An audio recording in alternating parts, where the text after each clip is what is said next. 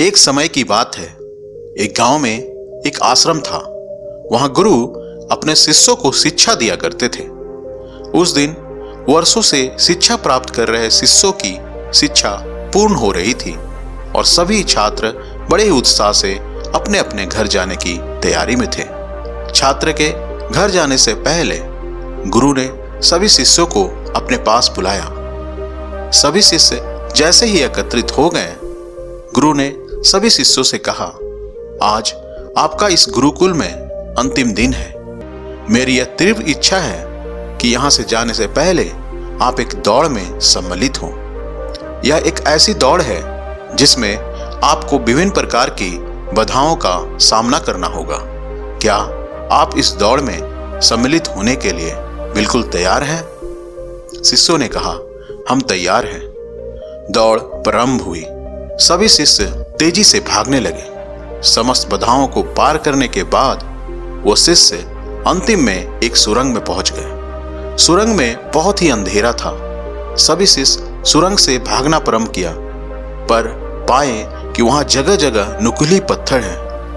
वे पत्थर उन शिष्यों के पांव में चुभने लगी और उन्हें असहनीय पीड़ा होने लगी। उन रास्तों में नुकीले पत्थर थे। शिष्य जैसे तैसे दौड़ समाप्त करके गुरु के सामने एकत्रित हुए गए। गुरु ने उन सब शिष्यों से प्रश्न पूछा, आप सब में कुछ लोगों ने दौड़ पूरी करने में अधिक समय क्यों लगा दिया, कुछ ने कम, ऐसा क्यों? उत्तर में एक शिष्य बोला, गुरुवर, हम सभी साथ में ही दौड़ रहे थे, लेकिन सुरंग में पहुंचने के बाद स्थिति बिल्कुल ही बदल गई। कुछ लोग दूसरों को धक्का देकर आगे निकलने का प्रयत्न कर रहे थे, तो कुछ लोग संभल संभल कर आगे बढ़ रहे थे। कुछ तो ऐसे थे जो मार्ग में पड़े पत्थरों को उठाकर अपनी जेब में भी रख रहे थे, ताकि बाद में जो लोग इस सुरंग से गुजरे उन्हें कोई पीड़ा का सामना न करना पड़े। इसीलिए सब ने अलग अलग समय में दौड़ पूरी की। उन शिष्यों की बात सुनकर गुरु ने कहा, ठीक है, अब वो लोग सामने आए जिन्होंने मार्ग में से पत्थर उठाए थे और वो पत्थर मुझे दिखाएं। गुरु की यह बात सुनकर शिष्य सामने आए और अपनी जेबों से पत्थर निकालने लगे, लेकिन उन्होंने देखा कि जिसे वो पत्थर समझ रहे थे वास्तव में वह बहुमूल्य हीरा था। सभी आश्चर्यपूर्वक गुरु की ओर देखने लगे। मैं जानता हूं कि आप लोग इन हीरो को देखकर अचरज कर रहे होंगे। हीरो को मैंने ही सुरंग में डाला था। ये हीरे उन शिष्यों को मेरा पुरस्कार है जो दूसरों के बारे में सोचते हैं। शिष्यों, यह दौड़ जीवन की भागम भाग को दर्शाती है, जहां हर कोई कुछ न कुछ पाने के लिए भाग रहा है, किंतु अंत में समृद्ध वही होता है, धनवान वही होता है जो इस भागम भाग में भी दूसरों के बारे में सोचता है और उनका भला करता है। इस कहानी से हमें यह सीख मिलती है कि हमें जिंदगी में आगे निकलना तो जरूर चाहिए, लेकिन दूसरों को दबाकर नहीं, दूसरों को साथ लेकर। ऐसी सफलता का क्या अर्थ है जब साथ देने वाला कोई ना हो।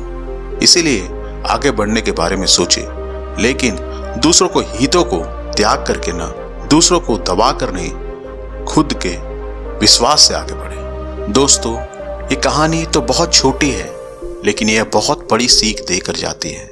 यह हमें यह सीख देती है कि जिंदगी के रास्ते इतने सरल नहीं हैं। जिंदगी में मुसीबतें आती हैं, उन मुसीबतों में धैर्य रखकर समझ-बूझ से आगे बढ़ना चाहिए, तभी ये जिंदगी को आप अच्छे ढंग से जी पाएंगे। सुरंग में नुकीली पत्थर आना यह दर्शाता है कि हमारी जिंदगी कई बाधाओं से होकर गुजरेगी। कभी हार होगी, कभी जीत होगी, लेकिन हार से न घबराना है, न जीत में अधिक उत्साहित होना है। यही जिंदगी का मूल मंत्र है। इस कहानी से हमें यह भी शिक्षा मिलती है कि हमें दूसरों की सहायता करते हुए जिंदगी में आगे बढ़ना चाहिए, क्योंकि अगर आप दूसरों की सहायता करते ही नहीं हैं तो फिर इस जिंदगी का क्या फायदा। खुद के लिए आए और खुद के लिए चले गए। यह जिंदगी तभी सफल होती है जब आप खुद भी बढ़ें और दूसरों को भी बढ़ाएं और जीवन के लिए सबका मार्गदर्शक बने। गुरु ने अपने शिष्यों को यह बहुमूल्य बात बताकर शिष्यों की जिंदगी में आने वाले मुसीबतों से उनको लड़ना जरूर सिखा दिया।